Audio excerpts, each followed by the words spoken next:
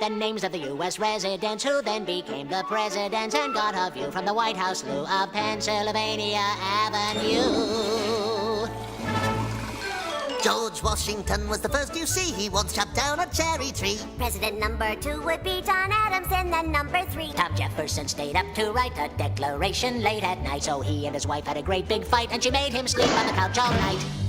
James Madison never had a son, and he fought the War of 1812. James Monroe's colossal nose was bigger than Pinocchio's. John Quincy Adams was number 6, and it's Andrew Jackson's butt he kicks, so Jackson learns to play politics. Next time he's the one that the country picks. Martin Van Buren, number 8, for a one-term shot as chief of state. William Harrison, how do you praise? That guy was dead in 30 days. John Tyler, he liked country folk. And after him came President Polk. Zachary Taylor liked to smoke. His breath killed friends whenever he spoke. 1850, really nifty, Millard Fillmore's in. Young and fierce was Franklin Pierce, the man without a chin.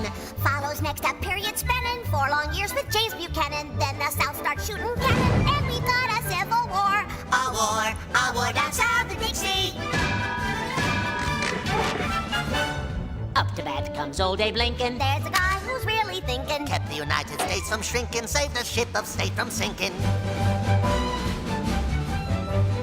Andrew Johnson's next. He had some slight defects. Congress each would impeach. And so the country now elects Ulysses Simpson Grant, who would scream and rave and rant. While drinking whiskey, oh, the risky, 'cause he'd spill it on his pants. It's 1877 and the Democrats would gloat, but they're all amazed when Rutherford Hayes wins by just 1 vote.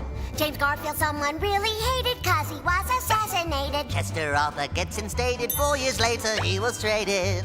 For Grover Cleveland, really fat, elected twice as a Democrat. Then Benjamin Harrison, after that, it's William McKinley at the bat. Teddy Roosevelt charged up San Juan Hill. And President Taft, he got the bill. In 1913, Woodrow Wilson takes us into World War I.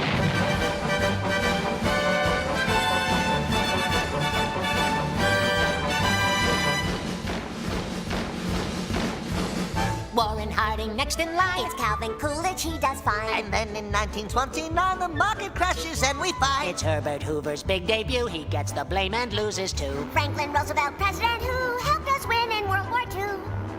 Harry Truman, weird little human, serves 2 terms and when he's done. It's Eisenhower who's got the power from 53 to 61. John Kennedy had Camelot, then Lyndon Johnson took his spot. Richard Nixon, he gets caught, and Gerald Ford fell down a lot. Jimmy Carter liked campaign trips. And Ronald Reagan's speeches, scripts all came from famous movie clips, and President Bush said, read my lips. Now in Washington, D.C., That's Democrats and the GOP. But the ones in charge are plain to see. the Clintons, Bill and Hillary. The next president to lead the way, well, it just might be yourself one day. Then the press will distort everything you say. So jump in your plane and fly away.